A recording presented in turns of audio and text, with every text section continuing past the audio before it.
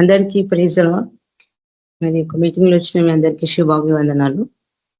దేవుని నామానికి మహిమ కలుగును గాక. మరి శాంతమ్మ సిస్టర్ స్టార్టింగ్ ప్రేయర్ చేస్తారు.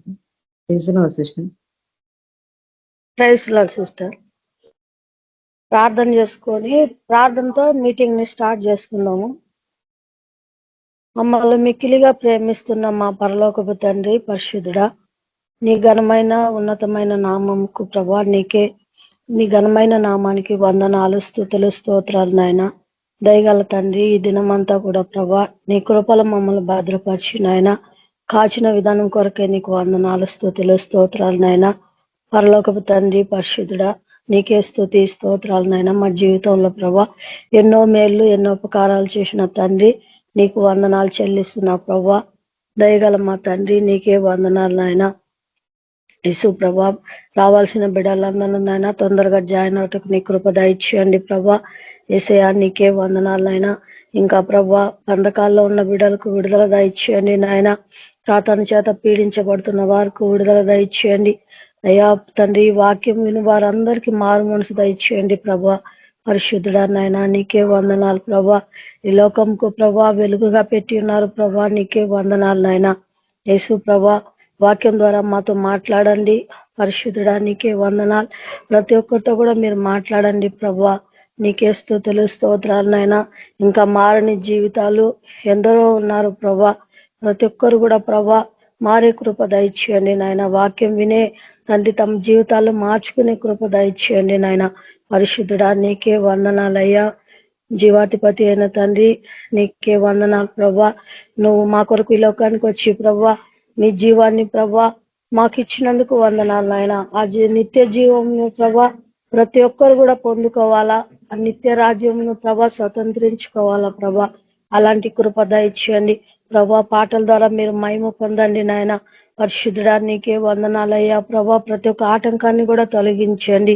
యేసయ్యా నీకే వందనాలు తండ్రి. నువ్వే సహాయం చేసి ప్రభా ఈ ఆరాధన ప్రార్థన అంతట్లో ప్రభా వాక్యంలో అంతట్లో మీరుండి నడిపించమని యేసయ్య పరిశుద్ధ నామం ప్రార్థిస్తున్నాను తండ్రి, ఆమేన్. Thank you sister.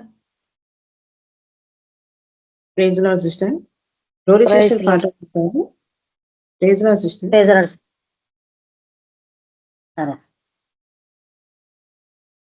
ఆ భోజన పంక్తిలో సీమో అభిషేకం చేసింది అత్తరుతో యేసయ్యను.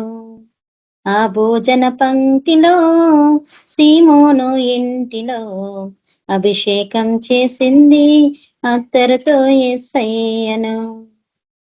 కన్నీటితో పాదాలు కడిగింది, తన కురులతో పాదాలు తుడిచింది. కన్నీటితో పాదాలు కడిగింది, తన కురులతో పాదాలు తుడిచింది. సువాసన సువాసన ఇల్లంత సువాసన, ఆరాధన ఆరాధన ఆత్మీయ ఆరాధన. సువాసన సువాసన ఇల్లంత సువాసన, ఆరాధన ఆరాధన ఆత్మీయ ఆరాధన. ఆ భోజన పంక్తిలో సీమోను ఇంటిలో అభిషేకం చేసింది అత్తరుతో యేసయ్యను. సింహాలను మూసింది నీ వాక్యం, దానియేలు ప్రార్థనకు విజయమునిచ్చింది నీ వాక్యం. సింహాలను మూసింది నీ వాక్యం, దానియేలు ప్రార్థనకు విజయమునిచ్చింది నీ వాక్యం. హల్లెలూయా హల్లెలూయా ఆహా హల్లెలూయా. ఆరాధన ఆరాధన ఆత్మీయ ఆరాధన. హల్లెలూయా హల్లెలూయా ఆహా హల్లెలూయా. ఆరాధన ఆరాధన ఆత్మీయ ఆరాధన. ఆ భోజన పంక్తిలో సీమోను ఇంటిలో అభిషేకం చేసింది అత్తరుతో యేసయ్యను.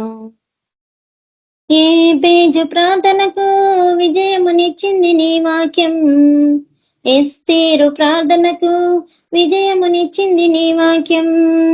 ఏ బీజు ప్రార్థనకు విజయమునిచ్చింది నీ వాక్యం.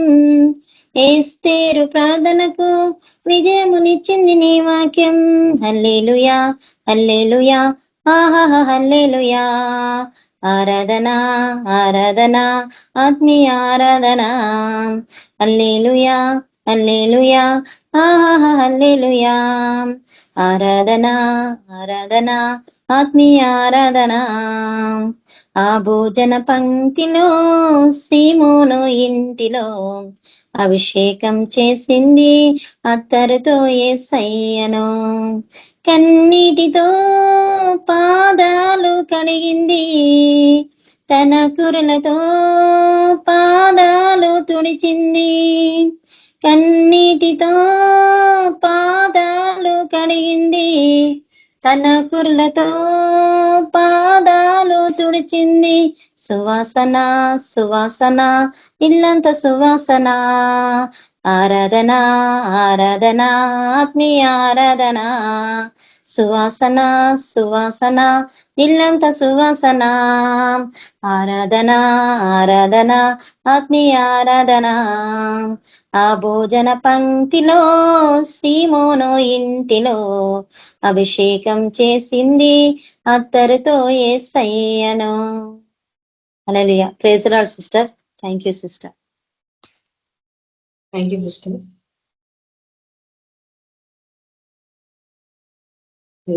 లతాని కదా వాక్యం షేర్ చేస్తారు. నిజంగా కదా.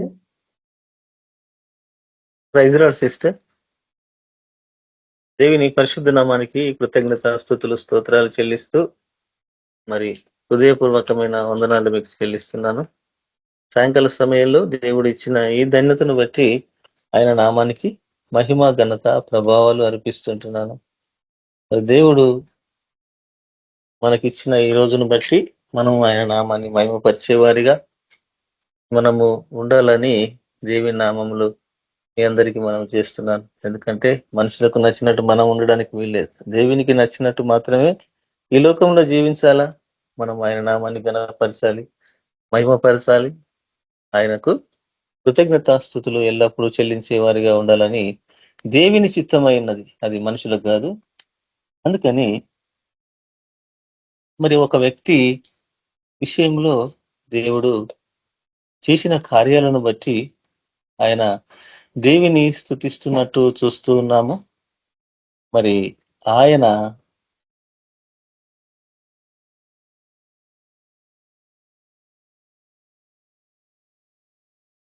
చేసిన కార్యాలను మరి వర్ణిస్తూ మరి భక్తుడు ఈ విధంగా మాట్లాడుతున్నాడు. ఏమంటున్నాడంటే, మరి మనము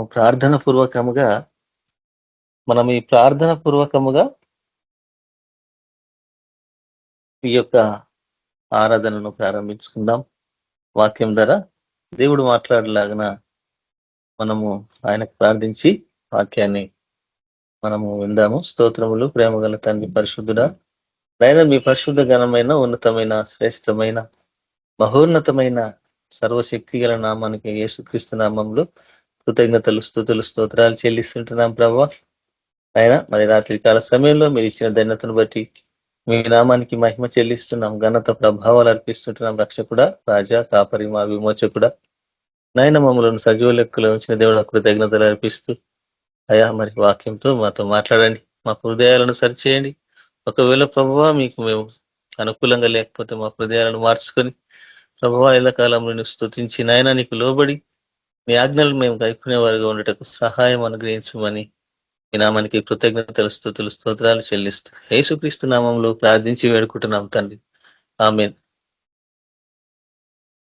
ఇక్కడ మరి ఈ విషయాలను మనం గ్రహిస్తే దేవుడు మరి ఎందుకంటే పెంట కుప్పడిన మీద నుండి ఆయన బీదలను పైకెత్తువాడు అని పరిశుద్ధ గ్రంథంలో రాయబడిన ప్రకారముగా మరి ఆయన యందు భయభక్తులు గలవారి ఎడల ఆయన కృప నిరంతరము నిలుస్తుందంట. అందుకని మరి ఆయన యందు భయభక్తులు కలిగి ఆయన మనకు ఇచ్చిన విధానాన్ని జ్ఞాపకం చేసుకొని ఆయనకు కృతజ్ఞతార్పణలు మనం చెల్లించే వారిగా ఉండాలి. ఎందుకంటే ఆయనకు ఇచ్చుటలో ఏమాత్రం మనము మరి ఎన్నుకాడడానికి వీలు లేదు కాబట్టి మనం గ్రహించుకోవాలా. దేవుడు సమస్తమును కలగజేయవాడు, సమస్తమును ఇచ్చువాడు ఆయనే. కాబట్టి ఈ లోకంలో మనది ఏదైనా ఉందా, ఉంటే ఏంది అది మనం గ్రహించుకోవాలి. ఎందుకంటే మనం భూమి మీదకి వచ్చినప్పుడు దేన్ని కూడా తీసుకొని రాలేదు, కానీ మరి సమస్తము ఆయనది కదా. మరి నీకు బలము శక్తి ఇస్తేనే నువ్వు కష్టపడి మరి నువ్వు డబ్బు సంపాదిస్తుండొచ్చు, కానీ మరి పోయేటప్పుడు మాత్రము తీసుకోవడానికి వీల్లేదు. నువ్వు కష్టము చేసి చెమట ఊచి సంపాదించినా అది తినకుండా వేరే వాళ్ళకి విడిచిపెట్టుకోవాల్సింది. అది ఎవరైనా గమనించాలి. ఎందుకంటే ఆ విధంగానే మనం దాచిపెట్టుకున్న సొమ్ము కూడా అలాగే అవుతుంది. కాబట్టి మనము దేవునికి ఇచ్చేవారిగా లేకపోతే, ఆయనకు మహిమ కలిగే విధంగా మనం లేకపోతే, ఆ విధంగానే మరి దేవుడు చేయగలడు, సమర్థుడు. అందుకనే ఇక్కడ ఒక వ్యక్తి ఆయన విషయంలో మాట్లాడుతున్నాడు. దినవృత్తాంతములు మొదటి గ్రంథములో 29వ అధ్యాయము 14వ వచనములో ఏమంటున్నాడంటే, మొదటి దినవృత్తాంతముల గ్రంథములో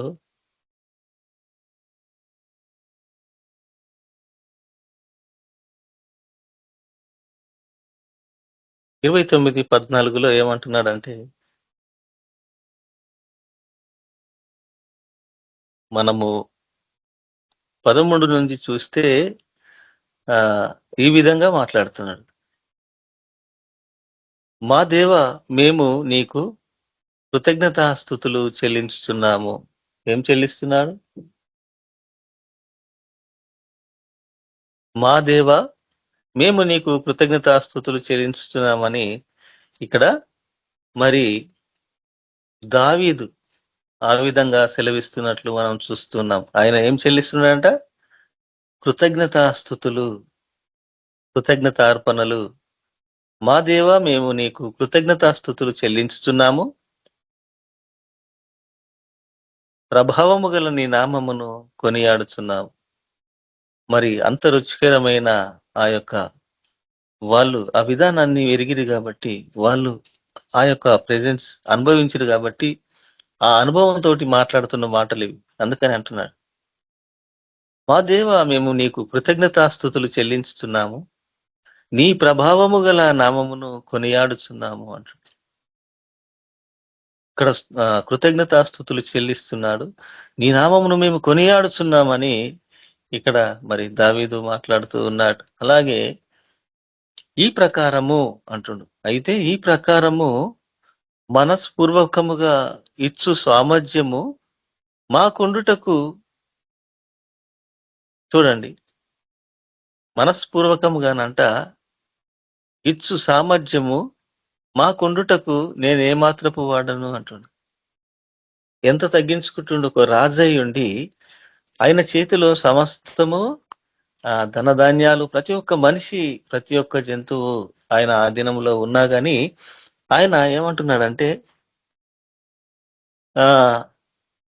ఇష్టపూర్వకంగానంట, మనస్పూర్వకముగా ఇచ్చు సామర్థ్యము మనకుండుటకు నేను ఎంత మాత్రపు వాడను, నేను ఎంత మాత్రపు వాడను అంటుండు. నా జనులు ఎంత మాత్రపు వారు, వాళ్ళ జనుల గురించి వాళ్ళ గురించి దేవుని ఎదుట తగ్గించుకొని నేను ఎంత మాత్రపు వాడను, మేము ఎంత మాత్రపు వారము అంటున్నాడు ఆయన. చూడండి, మరి ఆ జీవితాలను ఆ విధంగా తగ్గించుకొని మరి మేమెంతటి వారము ప్రభువా అని అంటున్నాడు. సమస్తమును నీ వలనే కలిగెను.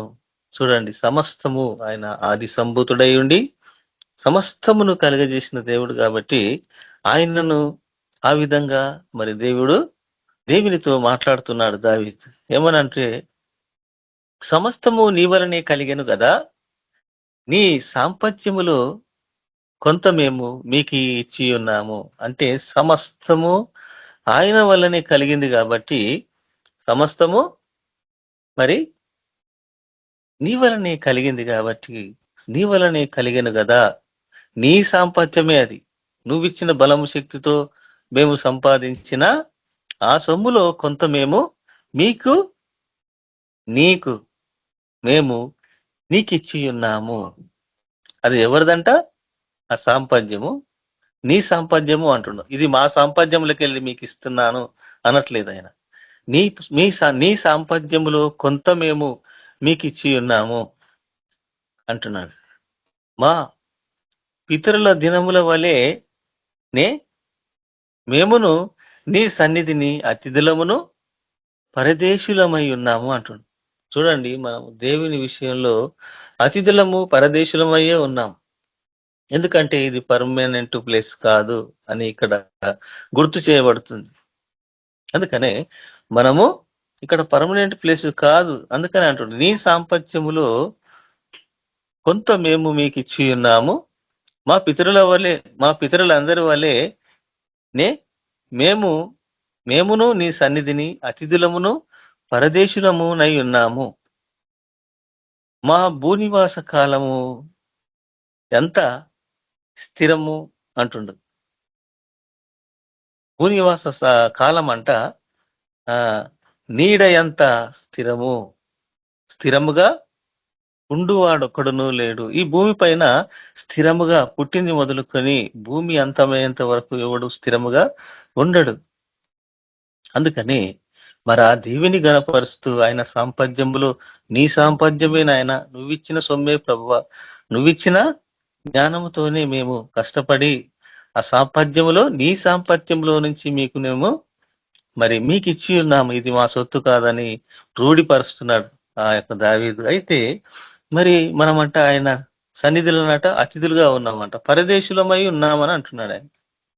మరి మనము ఏ విధంగా ఉండాలి దేవునిలో? స్థిరముగా ఉండువాడు ఒక్కడునూ లేడు అని మరి దావీదు మాట్లాడుతున్నాడు. మా దేవా 16వ వచనంలో, మా దేవా యెహోవా నీ పరిశుద్ధ నామము యొక్క ఘనత కొరకు మందిరము కట్టించుటకై మేము సమకూర్చిన ఈ వస్తువు ఈ సమస్త సముదాయమును నీ వలన కలిగినదే. ఆయన వలనే కలిగిందంట. అంతయు నీదై ఉన్నది, మాది ఏం లేదు, అంత నీదై ఉన్నది. నా దేవా, నీవు హృదయ పరిశోధన చేయుచు యథార్థవంతుల యందు ఇష్టపడుచున్నావని నేను ఎరుగుదును. చూడండి, హృదయము యథార్థంగా ఉంటే మనము ఆయన విషయంలోని మనము చూడగలం, ఆయన విషయంలో మనము పొందుకోగలం కనుక మరి ఆయన అదే అంటున్నాడు. 29వ అధ్యాయం అంతా మరి ఆయన దావీదు దేవుణ్ణి గణపరుస్తున్నాడు కాబట్టి మనము గ్రహించుకోవాలా. అందుకని ఈ 14వ వచనంలో అదే విషయం మాట్లాడుతూ ఉన్నాడు. ఎందుకంటే ఈ ప్రకారము మనస్పూర్వకముగా ఇచ్చు సామర్థ్యము మా కుండుట ఎంత మాత్రము, నేనెంత మాత్రపు వాడను, నా జనులు ఎంత మాత్రపు వారు, సమస్తమును నీ వలనే కలిగెను గదా, నీ సాంపత్యములో కొంత మేము నీకిచ్చి ఉన్నాము ప్రభువా అని దేవుణ్ణి బతిమాలు కొనుస్తున్నాడు. మనము ఆ విధంగా మరి ఇచ్చుట ఏమో గాని, బతిమాలుట ఏమో గాని ఇచ్చుట కూడా లేదు. కాబట్టి మనము దేవునికి ఇచ్చేవారిగా ఉన్నామా? మనము మనుషుడు ఏది విత్తితే అదే పంటకు వస్తాడు. కాబట్టి మనము దేవుని విషయంలో విత్తేవారిగా ఉండాలి. మరి మనము పంట కోయాలంటే ఏ పంట విత్తితే మనిషి అదే పంటకు వస్తాడు. మనము విత్తాల, మొదట విత్తి ఆయనను శోధించాలని మరి పరిశుద్ధ వాక్యంలో సెలవిస్తూ ఉన్నది. అలాగే సమయలు 2 సమయలు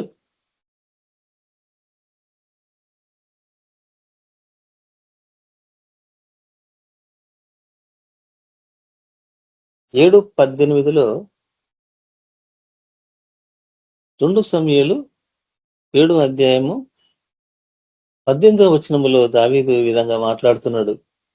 దావీదు రాజు లోపల ప్రవేశించి యెహోవా సన్నిధిని కూర్చుండి ఇలాగున మనవి చేసెను, నా ప్రభువా యెహోవా అంటున్నాడు. నా ప్రభువా యెహోవా నీ సన్నిధి ఆయన సన్నిధిని కూర్చొని ఈ విధంగా మనం చేస్తున్నాడంట.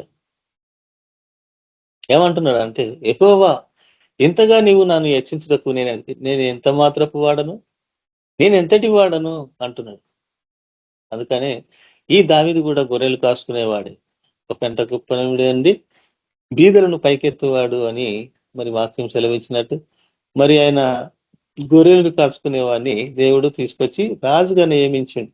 అందుకనే దేవునికి అసాధ్యం అంటూ ఏది లేదు. అందుకనే యెహోవా ఇంతగా నీవు నన్ను హెచ్చించుటకు నేను ఏ మాత్రపు వాడను, నేను ఎంతటి వాడను, నా కుటుంబము ఏపాటిది అని ఆయన తగ్గించుకుంటున్నాడు. మరి మనలో తగ్గింపు జీవితం ఉందా? ఆయనను గణపరిచే విధానాలు మనకు తెలియదు. మనల్ని మనం గణపరచుకోవడం తప్ప, మరి లోకంలో మనుషులు హెచ్చించుకోవడం తప్ప దేవుని నామాన్ని గణపరిచే విధంగా మనుషులు కనిపించరు. వాళ్ళను కొనియాడిపించుకుంటారు వాళ్ళ మాటల ద్వారా, వాళ్ళ సాకశక్యం ద్వారా. కానీ దేవిని హెచ్చించే వారిగా ఉండాలని దేవుడు సెలవిస్తున్నాడు. అది గ్రహించుకోవాలా. మనుషులు మనల్ని హెచ్చించడానికి వీల్లేదు, మనము మనుషులను హెచ్చించడానికి వీల్లేదు. కాకపోతే ఒకరిని ఒకరు యోగ్యులుగా ఎంచుకునండి అన్నాడు. అదే ఫిలిప్పీలకు రాసిన పత్రికలో ఈ విధంగా మాట్లాడుతున్నాడు.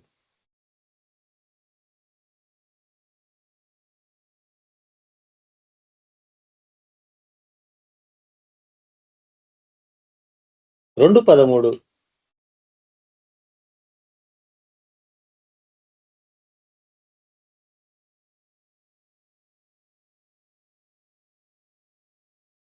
2:13 ఫిలిప్పీలకు రాసిన పత్రిక 2వ అధ్యాయము 13వ వచనంలో ఈ విధంగా మాట్లాడుతూ ఉన్నాడు. ఏమంటున్నాడంటే, ఎందుకనగా మీరు నిశ్చయించుటకును కార్యసిద్ధి కలగజేసుకున్నటకును తన దయా సంకల్పము నెరవేర్చుటకై మీలో కార్యసిద్ధి కలగజేయువాడు దేవుడే. అంటే మనము సమస్తమును సమకూర్చుకోవడానికి, మరి కార్యసిద్ధి కలగజేసుకునడానికి ఆయన దయా సంకల్పము మరి నెరవేర్చుటకై మీలో కార్యసిద్ధి కలగజేయవాడు దేవుడే. మనం ఏ పని చేసినా సఫలపరచువాడు దేవుడే ఉన్నాడని మనం గ్రహించాం. ఇది నా సొంత తెలివితోటి చేసుకున్నా కాబట్టి, నా సొంత బలము సంపాదించుకున్నా కాబట్టి ఇది నాది అని మన మనసులో అతిశయపడుతూ ఉంటాం. కానీ ఇక్కడ దావీదు అట్లా అనట్లేదు. అయ్యా, నీ సాంపత్యములో నుండి కొంత మేము మీకు ఇస్తున్నాము అంటుండే. నీ సాంపత్యంలో నుండి కొంత మేము నీకు ఇస్తున్నాము అంటున్నాడు. అలాగే మరి ఫిలిప్పీలకు రాసిన పత్రికలో అదే విధంగా అంటున్నాడు. ఎందుకనగా మీరు ఇచ్చయించుటకును కార్యసిద్ధి కలగజేసుకున్నటకు, కార్యము మనం సిద్ధింపజేసుకున్నటకట తన దయా సంకల్పము నెరవేర్చుటకై మీలో కార్యసిద్ధి కలగజేయవాడు దేవుడే. మనం ఏ పని మొదలు పెట్టినా మనం ప్రార్థన ద్వారా ఆయనను అడిగితే ప్రతి ఒక్క పని ఆయన నెరవేర్చుటకు సమర్థుడు అని ఇక్కడ మాట్లాడుతున్నాడు. కానీ మరి ఆ విధంగానే దేవుడు మన విషయంలో ఎప్పుడునో మనం అడిగిన దానికి వెనక తీసివాడు కాడు. కాబట్టి మరి ఆయన దయా సంకల్పము నెరవేర్చుటకై మీలో కార్యసిద్ధి కలగజేయవాడు దేవుడే, మనుష్యుడు ఎవడు కాడు అంటున్నాడు. అయితే 14వ వచనంలో మీరు మూర్ఖమైన వక్రజనము మధ్య నిరపరాధులను నిష్కలంకులను అనిందులునై దేవిని కుమారులగునట్లు తనుగులను సంశయములను మాని ఏ విధంగా ఉండాలనంట, సమస్త కార్యములను చేయుడి. సమస్త కార్యములేవి? అట్టి జనము మధ్యను మీరు జీవవాక్యమును చేత పట్టుకొని లోకమందు జ్యోతుల వలె కనబడుతున్నారు. మనం కనబడుతున్నామా? లేదు. మనం ఎవరికి జ్యోతుల్లా కనిపిస్తలేం.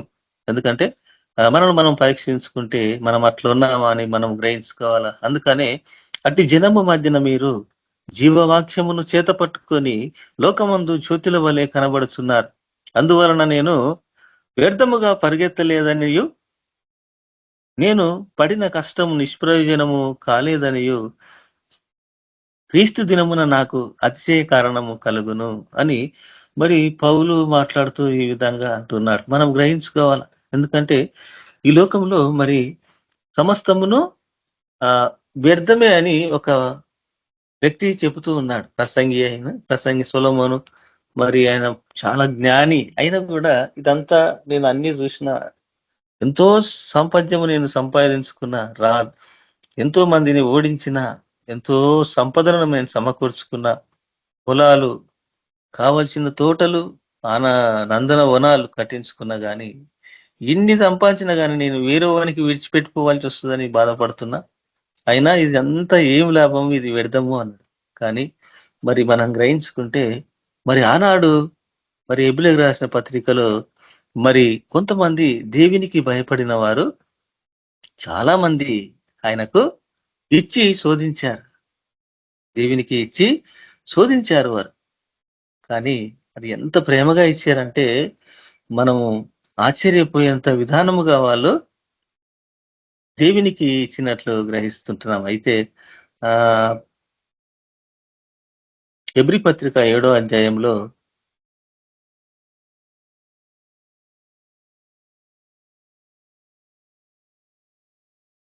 7వ అధ్యాయం 16వ వచనం చూస్తే ఏమంటున్నాడంటే ఇక్కడ అబ్రహాము మరి విశ్వాసులకు తండ్రి కాబట్టి ఆయన మనకు అందరికీ తండ్రిగా మరి ఉన్నట్లుగా గ్రహిస్తాం. ఎందుకంటే మనము ఆ మనస్సు కలిగి ఉన్నామా? ఆ రోజులల్లా ఏ యొక్క నిబంధనలు లేని సమయంలో మరి ధర్మశాస్త్రమును దేవుడే రాయించాడు కాబట్టి మరి దేవుడు అనేవాడు ఉన్నాడని ఇక్కడ నిరూపిస్తున్నాడు. ఏంటంటే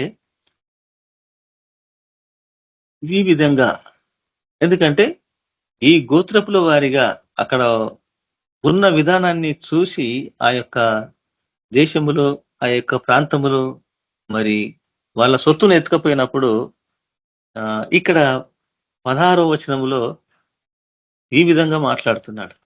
ఎబ్రి పత్రిక 7వ అధ్యాయం 16వ వచనంలో మెల్కీసెదెకును పోలిన వాడై వేరొక యాజకుడు వచ్చి ఉన్నాడు కావున మేము చెప్పిన సంగతి మరింత విషిదమై ఉన్నది అంటున్నాడు. వేరే యాజకుడు వచ్చిండట. అయితే మెల్కీసెదెకును పోలిన వాడైన వేరొక యాజకుడు వచ్చి ఉన్నాడు కావున మేము చెప్పిన సంగతి మరింత విషిదమై ఉన్నది. ఏలయనగా నీవు నిరంతరము మెల్కీసెదెకు క్రమము చొప్పున యాజకుడు అయి ఉన్నావని ఆయన విషయమై సాక్ష్యము చెప్పబడెను అంటుంది. అయితే ఇక్కడ చూడండి,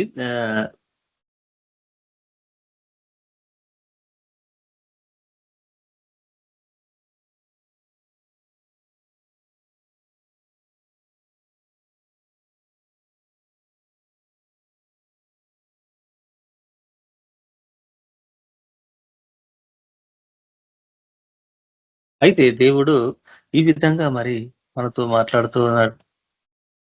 ఏలయనగా 10వ వచనంలో ఏలయనగా మెల్కీసెదెకు అతని పితరుని కలుసుకున్నప్పుడు అంట లేవి తన గర్భంలోనే ఉన్నాడంట. అంటే అప్పుడు మరి ఈ యాజకుడు, ఈ సర్వోన్నతుని దేవుని యాజకుడు ఇక్కడ ఉన్నాడు. ఎక్కడున్నాడు? అబ్రహాముతో కలుసుకుని ఉన్నాడు. ఎవరితోటి? అబ్రహాముతోటి మరి కలిశాడు. ఎవరు? ఈ యొక్క షాలేము రాజు అనే మెల్కీసెదెకు మరి ఆయనతో కలుసుకొని ఉన్నాడు. అందుకని ఇక్కడ ఏమంటున్నాడంటే 2వ వచనంలో 7వ అధ్యాయము ఎబ్రీలకు రాసిన పత్రిక 2వ వచనంలో ఎవడు కలుసుకొని అతనిని ఆశీర్వదించెనో, ఎవనికి అబ్రహాము అన్నిటిలో 10వ వంతు ఇచ్చెనో ఆ షాలేము రాజును మహోన్నతుడగు దేవునికి యాజకుడునైనా మెల్కీసెదెకు నిరంతరము యాజకుడుగా ఉన్నాడు. చూడండి, అప్పుడు 10వ వంతు భయముతో ఇచ్చిండు అబ్రహాము దేవునికి. ఇయ్యలేదా? ఇది బైబిల్ తప్పు కాదు కదా, పరిశుద్ధ గ్రంథము.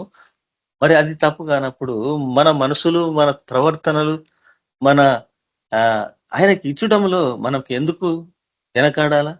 దేవునికి ఇయ్యడంలో ఎందుకు వెనకాడాలి? విశ్వాసులకు ఆయన తండ్రి కాబట్టి మనం విశ్వాసులంగా, మా విశ్వాసులం అయితేనే ఇయ్యము, విశ్వాసులం అయితే ఇస్తాం. మనము ఇప్పుడు దేవుని దగ్గర మనం ఆయన దగ్గర దొంగిలుతున్నాం ఆయన సొత్తును. ఎవరిస్తున్నారు? ఈ నెల కాకపోతే వేరే నెల ఇస్తామని. దేవునికి ఇచ్చే సొమ్ము దేవునికి ఇవ్వాలా? అందుకనే ఇక్కడ మనకు క్లారిటీగా చూపిస్తున్నాడు. ఎవడు కలుసుకొని అతనిని ఆశీర్వదించినో ఎవనికి అబ్రహాము అన్నిటిలో 10వ వంతు ఇచ్చెనో ఆ షాలేము రాజును మహోన్నతుడగు దేవునికి యాజకుడునైనా మిల్కీసెదెకు నిరంతరము యాజకుడుగా ఉన్నాడు. ఎట్లుండంట? యాజకుడుగా ఉన్నాడు. అతని పేరుకు మొదట నీతికి రాజనియు తరువాత సమాధానపు రాజనియు అర్థమిచ్చినట్టి షాలేము రాజు అని అర్థము. ఆయన షాలేము రాజు అంట. మరి ఆయనకు అబ్రహాము 10వ వంతు ఇచ్చాడు, 10వ భాగము. మరి దేవునికి ఇవ్వాలా? ఎవరైనా, నేనైనా, మీరైనా, ఎవరైనా మనం దేవునికి ఇచ్చేవారిగా ఉండాల. రాజులు వణుకుతూ ఇచ్చిర్రు. అబ్రహాము కూడా మహాధనవంతుడైనా మరి ఆయనకి ఇవ్వడానికి అవసరం లేదు, కానీ ఆయనకి ఇచ్చిండు. 10వ వంతు ఇచ్చిండు ఆయన. దావీదు ఇచ్చిండు 10వ వంతు. మనం కూడా ఇవ్వాలా దేవునికి. ఆయన సొమ్మది, ఆయన సాంపత్యం, అది మనది కాదు.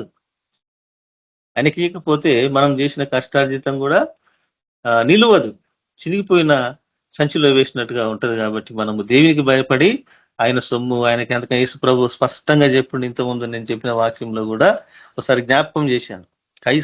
కైసారుకు దేవునికి చెల్లించాలంటాడు యేసు ప్రభు. మరి ఎందుకు మనం మర్చిపోతాం? ఆ మాట కాదా? అది తేలికగా తీసుకోదామా? కాదు కదా. సరే, 7వ అధ్యాయం 3వ వచనంలో అతడంట తండ్రి లేనివాడును తల్లి లేనివాడును, అతనికి ఎందుకు మరి 10వ భాగం తీసుకోవడము? కానీ దేవునికి యాజకుడుగా ఉన్నాడంట ఆయన. అతడు తండ్రి లేనివాడును తల్లి లేనివాడును వంశావళి లేనివాడును జీవిత కాలమునకు ఆది అయినను జీవమునకు అంతమైనను లేనివాడనై ఉండి దేవుని కుమారుని పోలి ఉన్నాడట ఆయన. మరి ఆయన దేవుని కుమారుని పోలిన వాడుగా ఉన్నాడు. మరి మనం గ్రహించుకోవాల్సింది ఏంటంటే దేవుని సొమ్ము మనము దొంగిల్లకూడదు. దానికి ఒక వంతు మనం ఒకవేళ ఇయ్యలేదంటే దానికి 10 వంతులు ఖర్చు పెట్టిస్తాడు దేవుడు. అది మళ్ళా మనకు తెలియదు, అయ్యో మేము ఇయ్యనందుకే ఇట్లా ఖర్చు పెట్టించిండేమో అన్న గ్రహింపు కూడా మనలో ఉండదు. ఆ విధంగా ఉంటుంది. ఎందుకంటే భ్రష్టత్వాన్ని అప్పగిచ్చేస్తాడు దేవుడు. ఎంత చెప్పినా వినడు కాబట్టి భ్రష్టత్వంలోకి నెట్టివేస్తాడు. అవును, బ్రహ్మపరచు ఆత్మలోకి నెట్టివేస్తాడు. మనం గ్రహించుకొని ఆయన మాటలు ఆయన కట్టడలను అనుసరిస్తేనే మనము ఆయనకు ఇచ్చేటి ఇవ్వాల. అందుకని ఇక్కడ అంటాడు 4వ వచనంలో, ఇతడు ఎంత ఘనుడో చూడండి. ఈయన ఎంత ఘనుడో నట చూడండి. అప్పుడు యేసు ప్రభు వారు ఆ కాలంలో కూడా అబ్రహామును కలుసుకున్నాడు. ఈయననే ప్రధాన యాజకుడు, సర్వోన్నతుడకు దేవునికి యాజకుడు. అయితే ఇతడు ఎంత ఘనుడో చూడండి అంటాడు. మూలపరుషుడైన అబ్రహాము అతనికి కొల్లగొన్న శ్రేష్టమైన వస్తువులు అంటే అవి కూడా మళ్ళా మామూలు వస్తువులు కాదు, అతి శ్రేష్టమైన వస్తువులలో 10వ వంతు ఇచ్చిండంట ఆయన. 10వ వంతు ఇచ్చి ఆయన ఏ విధంగా ఉండో ఇక్కడ చెప్తున్నాడు. మరియు లేవి కుమారులు యాజకత్వం పొందువారు తమ సహోదరులు అబ్రహాము గర్భము నుండి పుట్టినను ధర్మశాస్త్రం చొప్పున వారి యొద్ద అనగా ప్రజల యొద్ద 10వ వంతును పుచ్చుకునుటకు ఆజ్ఞ పొందియున్నారు గాని వారిలో సంబంధించిన వంశావళి లేనివాడైన మెల్కీసెదెకు అబ్రహామునొద్ద వాళ్ళతోటి అంట ఏ సంబంధం లేదంట. ఈయనకు వారితో సంబంధించిన వంశావళి లేనివాడై ఉన్నాడట ఆయన. మెల్కీసెదెకు అన్నట ఆయన. మెల్కీసెదెకు అబ్రహామునొద్ద 10వ వంతు పుచ్చుకొని వాగ్దానములను పొందువానిని ఆశీర్వదించెను. వాగ్దానము ఎవరితో వచ్చింది? అబ్రహాము. ఆయన్నే ఇస్తున్నాడు. మనం ఎందుకు ఇవ్వాల? అందుకని తక్కువ వాడు ఎక్కువ వాని చేత ఆశీర్వదింపబడునన్న మాట కేవలము నిరీక్షేపమై ఉన్నది. అవును, మరి ఆయన ఆశీర్వదించాడు. అప్పుడు ఆశీర్వదించి మరి దేవుని విషయంలో ఆయనను గణపరిచాడు, ఆయనను మహిమపరిచాడు. అందుకనే మరి ఇక్కడ 8వ వచనంలో ఏమంటుంటారు, మరియు లేవీ క్రమము చూడగా చావునకు లోనైన వారు వాళ్ళు. ఒకడు దస్తే ఇంకొక యాజకుడు ఎక్కుతాడు, ఇంకొక యాజకుడు దస్తే ఇంకొక యాజకుడు ఎక్కుతాడు. కానీ 10వ వంతులను పుచ్చుకొనుచున్నారు. అయితే ఈ క్రమము చూడగా జీవించుచున్నాడని సాక్ష్యము పొందినవాడు పుచ్చుకొనుచున్నాడు. జీవించుచున్నాడని సాక్ష్యం పొందినవాడు పుచ్చుకొనుచున్నాడు. ఈయన జీవంతో ఉన్నాడు, మనం ఇవ్వాల అని అంతే అని ఇక్కడ మాట్లాడుతున్నాడు. అంతేకాక ఒక విధమున చెప్పిన ఎడల 10వ వంతులను పుచ్చుకొను లేవియు అబ్రహాము ద్వారా దశమ భాగములను ఇచ్చెను. చూడండి, అబ్రహాము ద్వారా దశమ భాగములు ఇచ్చిన ఏలయనగా మిల్కీసెదకు పితరుని కలుసుకున్నప్పుడు, అయితే మిల్కీసెదకు ఈ అబ్రహామును కలుసుకొని ఆశీర్వదించినప్పుడు అంట లేవి తన పితరుని గర్భములో ఉండెను. అప్పుడు లేవీయులు లేరు. ఈయనని ప్రధాన యాజకుడుగా ఉన్నాడు యేసు ప్రభు వారు. ఆ లేవీలు యాజకులై ఉండగా ప్రజలకు ధర్మశాస్త్రం ఇయ్యబడను, వాళ్ళు గర్భంలో ఉన్నారు గనుక ఆ యాజకుల వలన సంపూర్ణ సిద్ధి కలిగిన ఎడల అహరోను క్రమములో చేరిన వాడని చెప్పబడక మిల్కీసెదకు క్రమము చొప్పున వేరొక యాజకుడు రావాల్సి వచ్చిన అవసరమేముంది అని అంటుండు. ఈ క్రమము చొప్పున వేరొక యాజకుడు రావలసిన అవసరమేమి? ఎందుకంటే ఈ యాజకుల క్రమం ఏ విధంగా ఉందంటే, వీళ్ళు మనుషులు ఒకరు పోతే ఒకరు మార్చబడుతూ ఉంటారు. కానీ ఈయన నిరంతరము యాజకుడు ఉన్నాడు. మెల్కీసెదెకు క్రమము చొప్పున వేరొక యాజకుడు రావడానికి వీలు లేదు, అవసరం ఏముంది? కానీ వాళ్ళ నిరంతరము యాజకులుగా ఎవరు ఉండరు కాబట్టి ఈ విధంగా మాట్లాడుతూ ఉన్నాడు. ఈయన కోళ్ళ సొమ్ములో శ్రేష్టమైనది, అతి శ్రేష్టమైనది అబ్రహాము దేవునికి అర్పించినట్లు మనం చూస్తూ ఉన్నాం. ఎందుకంటే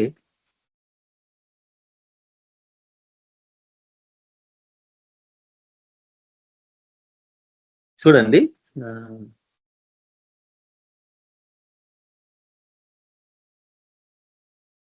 1 కొరింథీయులు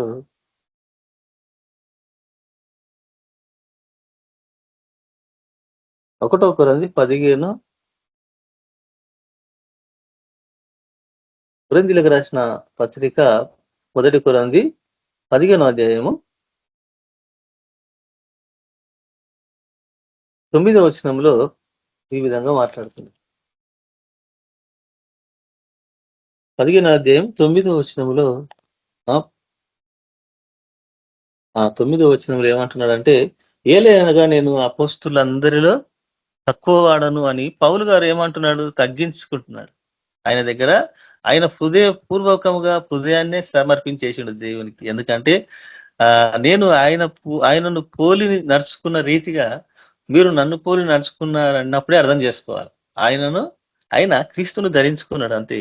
అందుకని ఏమంటున్నాడు అంటే, ఏలయనగా నేను అపోస్తులందరిలో తక్కువ వాడను అని తగ్గించుకుంటున్నాడు. దేవుని సంఘమును హింసించినందున అపోస్తులుడనబడుటకు యోగ్యుడను కాను అంటు.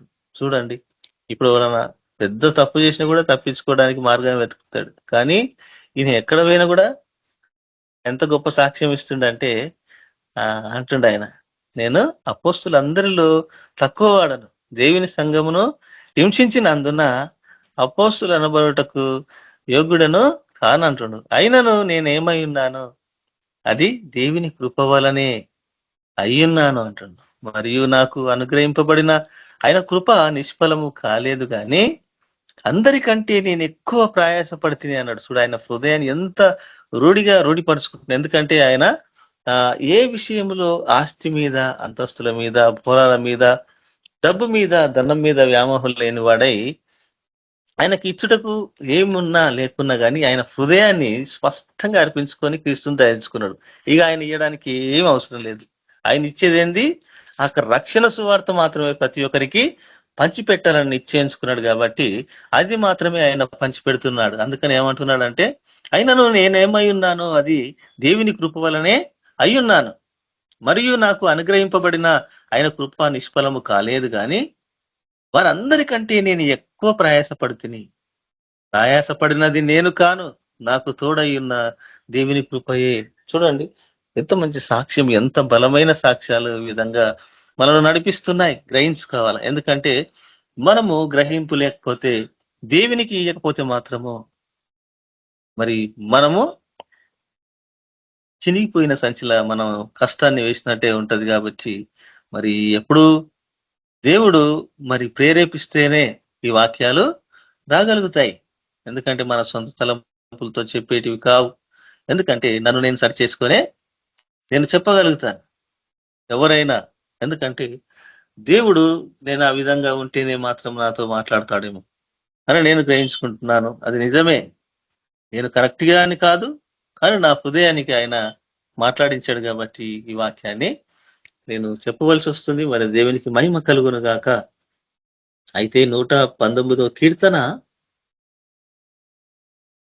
119వ కీర్తన 19వ వచనం 119వ కీర్తన 19వ వచనంలో ఏ విధంగా అంటున్నాడు, నేను భూమి మీద పరదేశినై ఉన్నాను అంటున్నాడు. అంతే కదా, నేను భూమి మీద పరదేశినై ఉన్నాను, నీ ఆజ్ఞలను నాకు మరుగు చేయకము, అయ్యా నాకు తేటపరచు ప్రభు అంటున్నాడు ఆయన. అక్కడ గోజాడుతున్నాడు ప్రభువుని బట్టి. నేను భూమి మీద పరదేశినై ఉన్నాను, నీ ఆజ్ఞలను నాకు మరుగు చేయకు, నీ న్యాయ విధుల మీద నాకు ఎడతెగని ఆశ కలిగి ఉన్నది, దాని చేత నా ప్రాణమును క్షీణించుతున్నది అంటున్నాడు. ఆయన ఆ విధంగా దేవుణ్ణి వెతుకుతున్నాడు, మనం గ్రహించుకోవాలి. ఎందుకంటే మనుషుడు ఆయనకు లోబడి ఉండాలని దేవుడు మాత్రము కోరుకుంటున్నాడు. అయితే ఒక మాట ఏమంటున్నాడు అంటే, యాకోబు ఏ విధంగా చెప్తున్నాడు, యాకోబు 1వ అధ్యాయంలో ఈ విధంగా మాట్లాడుతుండే 26వ వచనంలో,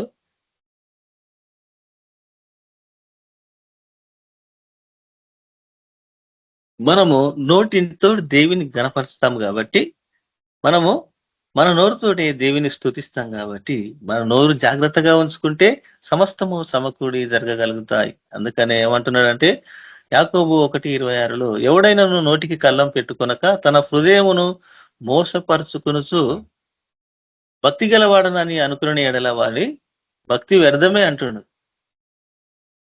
మన భక్తి అంట వ్యర్థమే. ఎందుకంటే నోటికి కళ్యం లేకుండా మాట్లాడితే తన మనస్సును తన స్వాధీనంలో ఉంచుకొనని వాడు దేవుణ్ణి ఏ విధంగా యథార్థంగా ఆరాధిస్తాడు, కనపరుస్తాడు? ఆయనకు హృదయపూర్వకంగా ఎలా ప్రార్థిస్తాడు? తన మనసునే తన స్వాధీనంలో ఉంచుకొనని వాడు, తన నోరునే తన స్వాధీనంలో ఉంచుకొనని వాడు మనిషిని ఎలా దీవించుతాడు? లేదు కదా, చెపితమైన మాట. ఎందుకంటే ఆ విధంగా తన నోటికి కళ్యం పెట్టుకోవాలంట ప్రతి వాడు ఎవరైనా. అందుకని ఎవడైనను నోటికి కళ్యం పెట్టుకొనక తన హృదయమును మోసపరుచుకోవచ్చు భక్తి గలవాడను నేనని అనుకుంటేనంట, వాని భక్తి వ్యర్థమే. కొన్ని 50 సంవత్సరాలు నమ్ముకున్నా కూడా లాభమే లేదు అక్కడ. అందుకని అంటుంది, మనము ఎట్లుండాలంట, మనము స్వాధీనం అందించుకోవాలంట మన నాలుకను. అందుకని 27వ వచనంలో ఏమంటుండంటే, తండ్రి అయిన దేవుని ఎదుట పవిత్రమును నిష్కలంకమునైన భక్తి ఏదనగా అని ఇక్కడ చెప్తుండు. యాకోబు ఏమంటున్నాడంటే, తండ్రి అయిన దేవుని ఎదుట పవిత్రమును నిష్కలంకమునైన భక్తి ఏదనగా దిక్కులేని పిల్లలను, చూడండి, దిక్కు లేదు, దశ లేదు, అనాథలు, తల్లిదండ్రులు లేరు, ఈ విధంగా రోళ్లపాలై ఉండి వాళ్ళకు అన్నం లేక అల్లాడే వాళ్ళు చాలా మంది ఉన్నారు. మనసు కరగదు, చూసుకుంటూ వెళ్ళిపోతూనే ఉంటారు. అది క్రీస్తు పిల్లలే. మళ్ళా ఎన్నోసార్లు కళ్ళతోటి చూసి కూడా అవి వాతపేయబడ్డ మనస్సాక్షి గలవారు. వాళ్ళు వాతపేయబడ్డ మనస్సాక్షి. వాళ్ళు ఒకవేళ యేసుప్రభువు వచ్చి ఆ యొక్క కుండ మీద నిలబడి మీరు రండి అంటే కూడా ఆ పోయే వాళ్ళను కూడా అడ్డగించే ఈ యొక్క మనస్సాక్షి గలవారు. దేవుడు రమ్మంటాడు, రండి నాయన మీరందరూ నా దగ్గర. వీళ్ళొద్దు నిన్ను ఆరాధించలేదు, మేమే బాగా ఆరాధించినామని సంకలు కొట్టుకొని అడ్డపడే వ్యక్తులు ఉన్నారు. చాలా మంది గ్రహించుకోవాలా. ఎందుకంటే వారు చెయ్యరు, యువతలను చేస్తే ఓర్చుకోరు అన్నట్టు. అందుకనే మనము నిజమైన భక్తి ఇక్కడ చెప్తుండు మరి యాకోబు, తండ్రి అయిన దేవుని ఎదుట పవిత్రమును నిష్కలంకమునైన భక్తి ఏదనగా దిక్కులేని పిల్లలను, విధవరాన్లను వారి ఇబ్బందులలో పరామర్శించుటయు, ఇహలోక మాలిన్యము తనకు అంటకుండా తన్ను కాపాడుకునుటయనే అంటున్నాడు. మరి ఇందులో మనం ఏం చేస్తున్నాం? దిక్కులేని పిల్లలను, విధవరాన్లను, అనాథలను, కుంటివారిని, గుడ్డివారిని అనేకులను మన కళ్ళము కూడా పెట్టిండు దేవుడు. ఎందుకంటే మనకు బుద్ధి కలగడానికి. చూద్దాం వీళ్ళ ఎంతగానము ప్రేమ గలవారో చూద్దాం అనే దేవుడు మన ముందు పెట్టిండు. అది గ్రహిస్తున్నారు ఎవరన్నా? లేదు, అసలు లేదు. మనం మంచిగుండి మనం దీన్ని ఆయిగుంటే చాలు అనే విధానంలోనే ప్రతి ఒక్కడు జీవిస్తున్నాడు. కానీ ఎప్పుడో యక్షణము మన కళ్ళ ముంగటే మనం చూస్తుండగానే చాలా మంది గతించిపోతున్నారు. కానీ అది పరలోక రాజ్యానికి మార్గం, ఇది సరైనదని కూడా గ్రహించుకోవట్లేదు. కానీ దేవుడు గుడివాడు కాదు, కన్నిచ్చినోడు. మన కన్నులే కాదు, దేవుడు సమస్తమును చూడగలడు. కానీ దేవునికి చుటల్లో ఏ మాత్రం వెనకకు పోయినా కానీ చాలా మనమే పరిణామాలు అనుభవించవలసి వస్తుంది. కాబట్టి మన దేవుడు ఈ విధంగా సెలవిస్తూ ఉన్నాడు. 1 యోహాను 2:15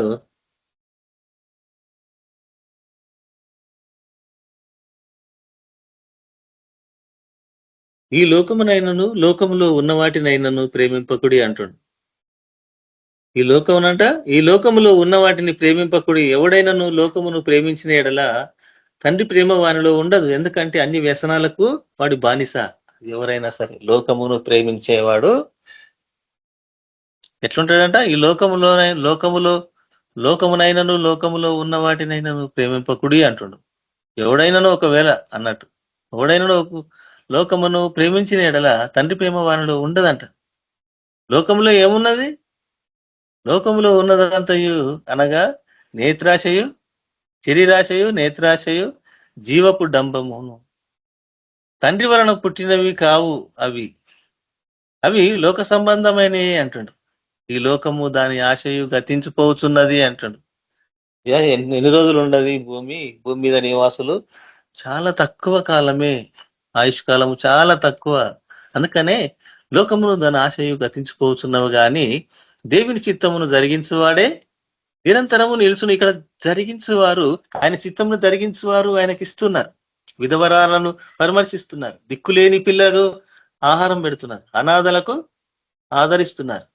మరి మనం ఏ విధంగా మరి ఆయన చిత్తం నెరవేరుస్తున్నామో గ్రహించుకొని మనము మరి ముందుకు క్రీస్తు రక్తములు కడగబడి ఆయన సారూప్యంలో మార్చబడినామని చెప్పుకోవడమే కానీ ఆయన మనసు కలిగి ఇలాంటి పనులు మనం చేస్తున్నామని ఎందుకు గ్రహించుకోకూడదు?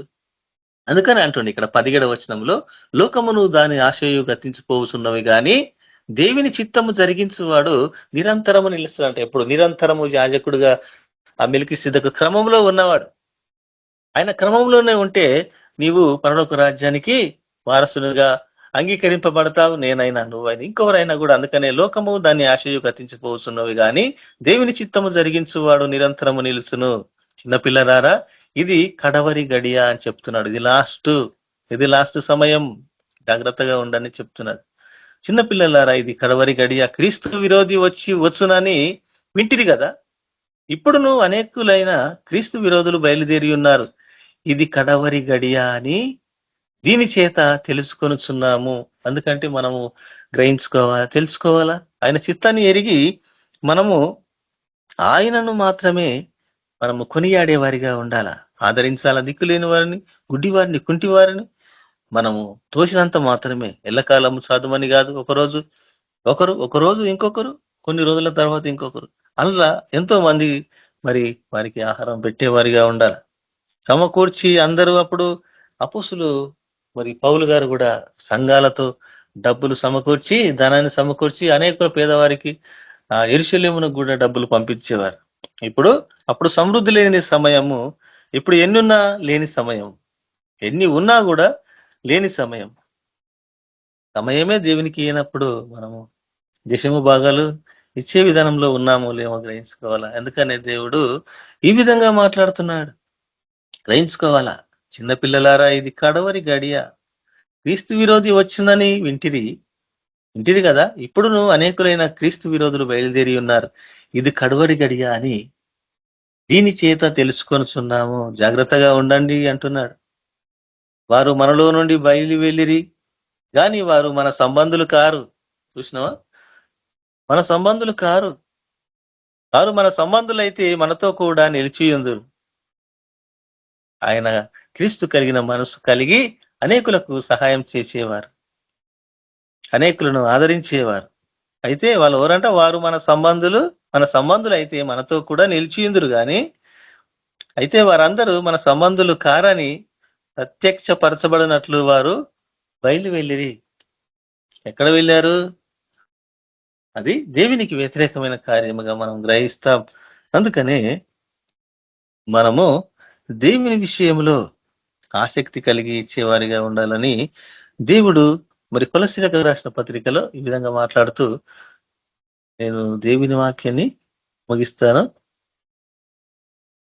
కొలస్సీలకు రాసిన పత్రిక 3వ అధ్యాయంలో ఈ విధంగా మాట్లాడుతూ ఉన్నాడు. మనం ఎట్లుండాల, మీరు క్రీస్తుతో కూడా లేపబడిన వారైతే పైనున్న వాటిని వెతుకుడి, అక్కడ క్రీస్తు దేవుని కుడిపార్శ్వమున కూర్చుండి ఉన్నాడు. ఏం వెతకమంటుండ ఆయన? పైనున్న ఏంటి మనం గ్రహించుకోవాలా. పైనున్న వాటినే వెతకండి, వెతకడి, అక్కడ క్రీస్తు దేవుని కుడిపార్శ్వమున కూర్చొని ఉన్నాడు. పైనున్న వాటి మీదనే గాని భూ సంబంధమైన వాటి మీద మనస్సును ఉంచుకొనకుడి అంటుండు.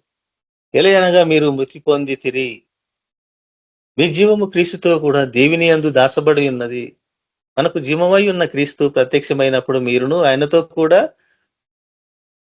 మహిమయందు ప్రత్యక్షపరచబడుదురు. చూడండి, కావున భూమి మీదనున్న మీ అవయవములను చూడండి, ఇక్కడ ఏ విధంగా మాట్లాడుతున్నారు. కావున భూమి మీద నున్న మీ అవయవములను అనగా జారత్వమును, అపవిత్రతను, కామాతురతను, దురాశ, విగ్రహారాధన అయిన ధనాపేక్షను చంపివేయుడి. లాస్ట్కు ఈ విధంగా అంటాడు, ధనాపేక్షను చంపివేయుడి. ఏమేమున్నాయంట దీని మీద మనకు? జారత్వము, అపవిత్రత, కామాతురత, దురాశను, విగ్రహారాధన అయిన ధనాపేక్ష. అంటే ధనాపేక్ష విగ్రహారాధనకు సూచన అని ఇక్కడ మరి బయలుపరచబడుతున్నది. ధనాపేక్షనట విగ్రహారాధన అయిన ధనాపేక్షను చంపివేయడంట. మనము దేవునికి ఉల్టా ఉంటది అన్నట్టు. ఆయన చెప్పిన మాటలకు ఎవరైనా ఉల్టా ఉంటది. ఇది చేయొద్దు నాయన అంటే అది చేస్తారు అన్నట్టు. అంటే దేవునికి వ్యతిరేకమైన కార్యాలు చేస్తారు. కాబట్టి ఈ విధమైన ప్రతి ఒక్క క్రైస్తవ కుటుంబంలో అన్ని వ్యతిరేకలు, తల్లి పిల్లకు, పిల్ల తల్లికి, అన్న తమ్మునికి, అక్క చెల్లికి, తల్లి బిడ్డకు, అది తగ్గింపు లేని జీవితాలు, కనికరము లేని జీవితాలు. నీలో క్రీస్తు కలిగిన మనసుంటే ఒక మాట అంటే నువ్వు పడతావు. అయ్యో నేను ఈ మాట అన్నది కదా, మా అన్న పడ్డాడు అని నీకు పశ్చాత్తాపం కలిగేటట్టు ఉండవు. వాడు ఒకటంటే నువ్వు 10 అంటే మరి అక్కడ సమాధానం ఉండదు. సమాధానానికి కర్తగానే దేవుడు అల్లరికి కర్తగాడు. కాబట్టి మనము ధనాపేక్షను చంపేవారిగా ఉండాలి. విగ్రహారాధన అనే ఈ ధనాపేక్షను చంపివేయడి అని ఈ విధంగా మాట్లాడుతూ ఉన్నాడు. మరి దేవి నామంలో మనము ఇచ్చేవారిగా ఉండాల. ఇచ్చేవారిగా ఉండి ఆయన నామాన్ని గణపరిచేవారిగా ఉండాల. అందుకనే దావీదు దాని విషయంలోనే అంటుండు, అయ్యా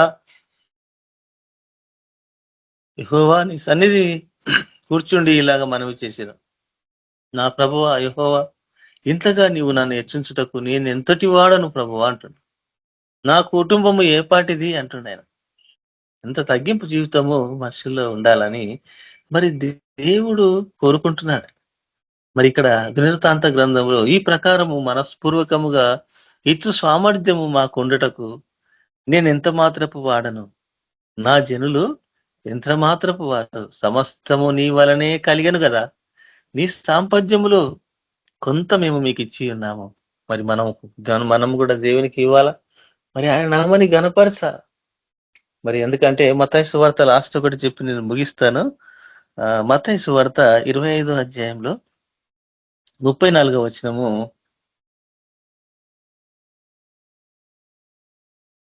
చూడండి. మత్తయి సువార్త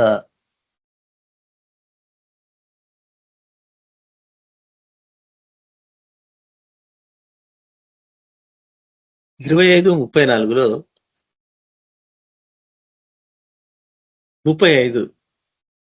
35లో ఏమంటున్నాడంటే, నేను ఆకలి కొంటిని మీరు నాకు భోజనం పెట్టితిరి, దప్పు కొంటిని నాకు దాహం ఇచ్చితిరి, పరదేశినై ఉంటిని నన్ను చేర్చుకుంటిరి, దిగంబరినై ఉంటిని నాకు బట్టలిచ్చితిరి, రోగినై ఉంటిని నన్ను చూడవచ్చితిరి, చెరసాలలో ఉంటిని నా యొద్దకు వచ్చితిరని చెప్పాను. చూడండి, అందుకు నీతిమంతులు అనేవారట.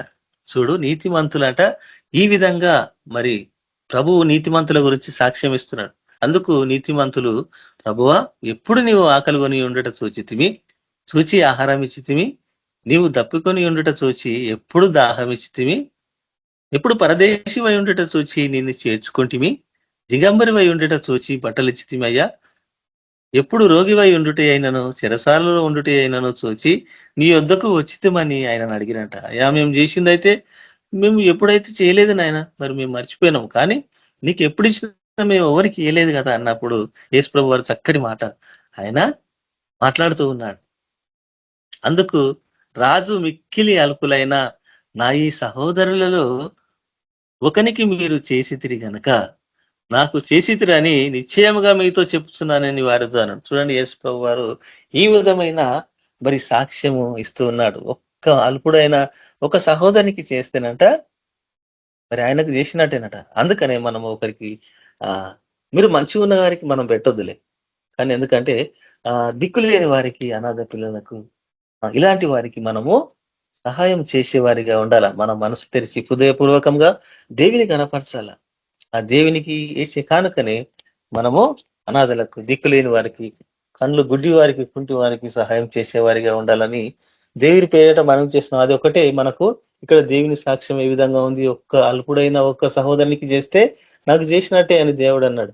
మరి మనం ఎందుకు చేసి ఆ పేరు పొందుకోకూడదు? ఇదైతే ఈ మూట కట్టుకొని అయితే మనం పరలోక రాజ్యానికి తీసుకుపోలేం, విడిచిపెట్టవలసిందే ఒకనికి. మన కడుపులో ఇట్లోనికో మనం మనకి వెనుక ఉన్నోనికి వదిలేసి వెళ్ళటమే గాని అంత ప్రయాసపడి, అందుకని అంటాడు దేవుడు, ఒకడు లోకమంతా సంపాదించుకొని వాని ప్రాణం పడగొట్టుకుంటే వానికి ఏమి ప్రయోజనం ఉన్నది అని ప్రయాసం, దానికి ఫలితం ఏముంది? లేదు. ఒక మంచి పేరు అంటారు. మంచి పేరు క్రీస్తులో, అది క్రీస్తుకు కలిగిన మంచి మనసులో పేరు. ఆయనను ఘనపరిచి అనేకులను ఆదరించే వారిగా మనం కొంతమందికైనా సహాయం చేసేవారిగా ఉండాల. మన బుక్కెడలో కొంచెము వాళ్లకు పెట్టేవారిగా ఉండాలని నేర్చుకోవాలి. మరి ఆయన నామానికి మహిమ తెచ్చేవారిగా ఉండాలని దేవుని పేరిట మరి మీ అందరికీ వందనాలు చెల్లిస్తున్నాను. అనేకులకు మనం సువార్త ప్రకటించాలా, ఆయనను పరిచయం చేయాలా. ఎందుకంటే ఆయన నీతికి రాజు, సమాధానానికి రాజు. కాబట్టి ఆయనను మనం ప్రకటించాలని దేవుని పేరిట మీ అందరికీ వందనాలు చెల్లిస్తూ వాక్యమును మరి ముగిస్తున్నాను. దేవుడు వాక్యమును దీవించును గాక. ప్రార్థిద్దాం. పరిశుద్ధుడమైన తండ్రి, ప్రభువా, మీ పరిశుద్ధ ఘనమైన ఉన్నతమైన శ్రేష్టమైన మహోన్నతమైన నామానికి కృతజ్ఞతలు ప్రభువా, స్తుతులు చెల్లిస్తుంటున్నాం. రక్షకుడా, రాజా, కాపరి, విమోచకుడా, వాక్యం ద్వారా మాట్లాడిన దేవా ప్రభువా, మా అంత పొరపాట్లు, నేరాలు, దోషాలు అంటే మన్నించండి ప్రభువా. అయా మేము నోటికి కళ్యం పెట్టుకోవాలి ప్రభువా, అయినా పంచాది పెట్టుకోవడాలు, లొల్లులు పెట్టుకోవడాలు కాదు ప్రభువా, కానీ మా నోరును అదుపులో ఉంచుకొని ఆయన సమస్తము నీ మహిమ కొరకే మేము చేసి దాన్ని మేము పొందుకోవాలి. ఆ విలువ, ఆ యొక్క నీ యొక్క ప్రత్యక్షతలు మేము కళ్ళారా చూడాల ప్రభు. ఎందుకంటే మేము మా నోరును అదుపులో ఉంచుకొని మా హృదయాన్ని అదుపులో ఉంచుకుంటే నేను చూడగలం ప్రభు. అటు దానితో మాకు అనుగ్రహించండి. అనేకులకు నైనా మాకున్న దాంట్లో కొంతలోనైనా ప్రభు అది నీ మనసు కలిగి అనేకులకు మేము అయా సహాయం చేసే కృపను అనుగ్రహించండి. బండలాంటి మా హృదయాలను కరిగించండి ప్రభు. ఏది శాశ్వతము కాదంటున్నావు ప్రభు. అవునాయన నా తండ్రి, అందుకనే మరి ఒకడు లోకం అంతా సంపాదించుకొని తన ప్రాణం బొడగొట్టుకుంటే వానికి ఏం ప్రయోజనం లేదు అంటున్నావు. అవును ప్రభు, మాకు ప్రయోజనం నువ్వే, మా రక్షకుడు నువ్వే.